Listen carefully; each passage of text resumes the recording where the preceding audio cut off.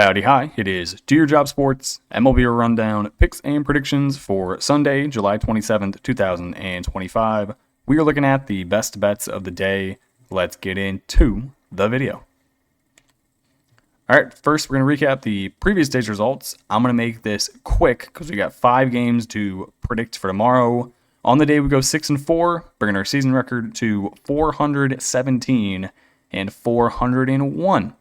I'm going to recap these, and then we'll get on to the picks for tomorrow. Game 1, Blue Jays, plus 165 on the money line, over 6.5 runs. Tarek Skubal, no Tarek Skubal. The Tigers are horrible at baseball. They are legitimately awful. They are 1-11 in their last 12 games. They only managed to score one singular run today on 2 hits. The Blue Jays score 6 on 12 hits. They win the game 6-1. Skubal went 6 innings of shutout baseball, but it doesn't matter, as the Tigers only got 1 hit off of Kevin Gausman and allowed him to strike out 10. This is egregious levels of baseball we are seeing from Detroit. I will continue to fade them until they win an entire series, not just a game. They have to win a series. Next game, we had the Guardians, plus 120 on the money line in the second game of the doubleheader. It was Tanner Bibee up against Chris Bubic. Guardians win this one 6-4. Bubic was struggling. In the first inning, he walked the first 4 batters he faced. I think it was Juan, Jose, Angel Martinez, and maybe Kyle Manzardo and or Carlos Santana. I forget who was batting. But the Guardians win. They out-hit them 9-8. Tanner Bibee didn't even pitch that well. He went 5 innings, giving up 7 hits and struck out 8. Gave up 4 runs. Bibee really hasn't been throwing the ball well, but we've been winning. That's all I care about. Guardians win 6-4. Next game we hit, it was a little greasy, but it got there in the end. Reds minus 120 on the money line, under 8.5 runs. Final score here, Cincinnati 6, Tampa Bay 2. Cincinnati 7 hits, Tampa Bay 5 hits. All the runs came in the end of the game. At the end of the 5th inning, the score was 0-0. Then you look, and at the end of the 7th inning, the score is 4-2. The Reds tacked on 2 more runs in the bottom of the 8th, and they win this one by 4. So the under, really greasy. Even the money line was kind of greasy. At one point, it was tied 2-2, going to the bottom of the 7th. So shout out to the Reds for getting it done. They are now 5 games above 500. The Tampa Bay Rays have kind of taken themselves out of the AL East competition with the Blue Jays doing so well. Now they are just hoping for a wild card spot, as they are, I think, 1 game above 500. Final game we had was the Padres plus 135 on the money line at the Cardinals. You actually got a pretty decent performance here from the Padres pitching rotation. Goddamn good old Randy Vasquez went 4 2/3 of an inning, only giving up 1 run.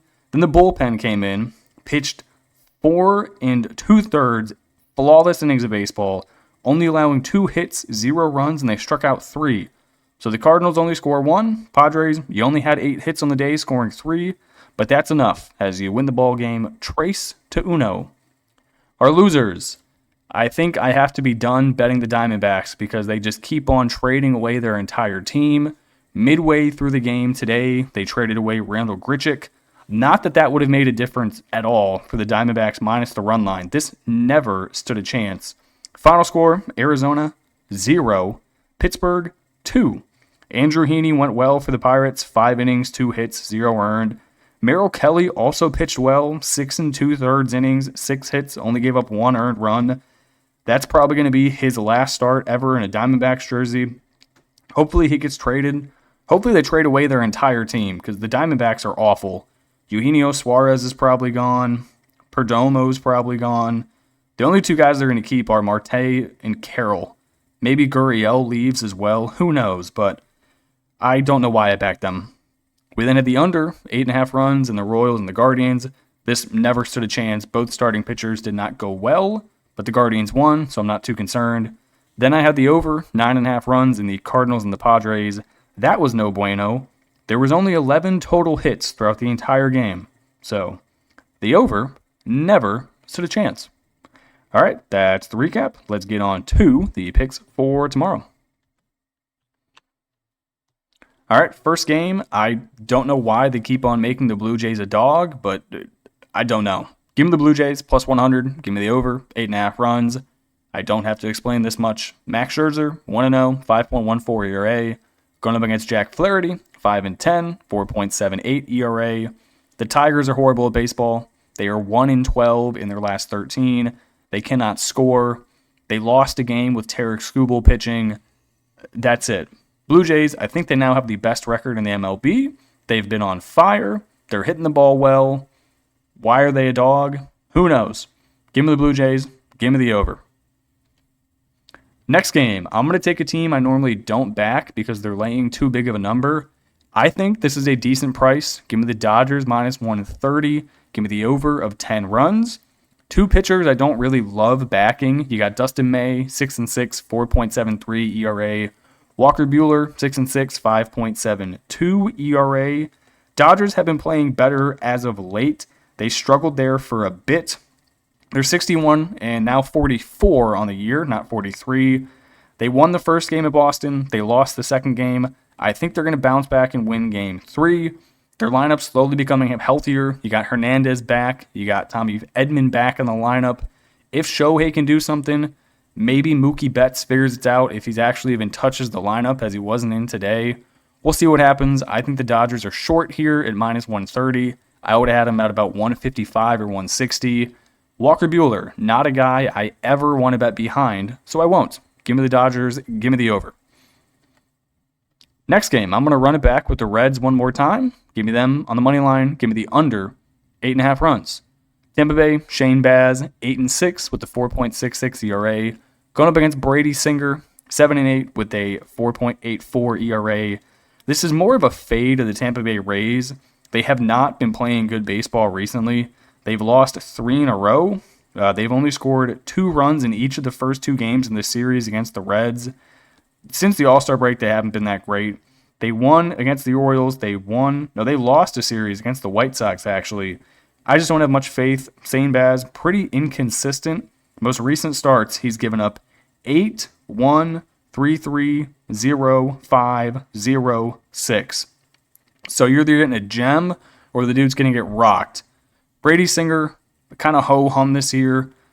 His most recent games, he gave up 7 to Washington, 3 to Colorado, 2 to Miami, 2 to Boston, 1 to St. Louis, 1 to Detroit. So he's been pitching decent minus that one Washington game. I'm going to forget that ever happened. I'm going to back the Reds once again at home and the under 8.5 runs. All right, this is probably the most suspicious bet of the day. I'm going to take the Brew Crew minus 1.5 on the run line at plus 130. I'm also going to rock the over 7.5 runs. This is more of me putting faith behind Brandon Woodruff. Since he's been back from injury, he's been really, really good. In his starts, there's been 3 of them. He has gone 6 innings, giving up 2 hits and 0 earned at Seattle. He went 4 innings, giving up 5 hits and 2 earned to Washington. Then he already has faced this Miami Marlins team. He went 6 innings, giving up 2 hits and 1 earned run. So he's already seen them, and he's already pitched well against him. Now he's at home. I think that's a pretty good spot. Yuri Perez, 3-3 on the year with a 3.23 ERA. He has also seen this Minnesota team. He pitched very well as well. He went 6 innings, giving up 1 hits and 0 earned. Most recent start, he gave up 5 to San Diego, 0 to Baltimore. He's actually been pitching pretty solidly. I'm just going to trust the Brewers' bats here. I think this series is tied up 1-1 if I'm not mistaken. Let me check. No, the Marlins have won the first 2. So this is the Brewers to avoid the sweep as well. So that only adds another angle that I like to it. Give me the Brew Crew on the run line. Give me the over 7.5 runs. Final game here, I'm fading the Braves. They have actively admitted they are selling. They suck. They're 15 games below 500. They lost in extra innings the game before. Rangers are surging. Somehow they're 5 games over. Don't ask me how. I mean, look at their lineup and look at what everyone's hitting. You have Marcus Semien hitting 226, and you're sitting 5 games over. Make that make sense. Bryce Elder, 4-6 with a 5.63 ERA, going up against Jack Leiter, 6-6, 4.27 ERA. I think both of these guys are youngins, if I'm not mistaken. Yeah, Bryce Elder's 26, and I think Jack Leiter's like 24, 25, coming out of Vandy. Leiter's most recent games, they've been solid. He gave up 2 to the Athletics, 3 to Houston, 2 to San Diego, 1 to Seattle, 3 to Pittsburgh. Then looking at Bryce Elder's most recent starts, let's see what he got. Is a loading. Kind of the same thing. Gave up 3 to San Francisco, 2 to the Athletics, 4 to the Angels. He did get shelled, actually. 9 to the Phillies, 5 to the Marlins, 4 to the Rockies. No thank you. Give me the Rangers at home on a short price, minus 115. Give me the over, 8.5 runs. Both of these pitchers have been giving up a decent amount of contact. All right, that's going to do it for me in this video. I appreciate you guys watching and tuning in, and I will catch you in the next one. Peace.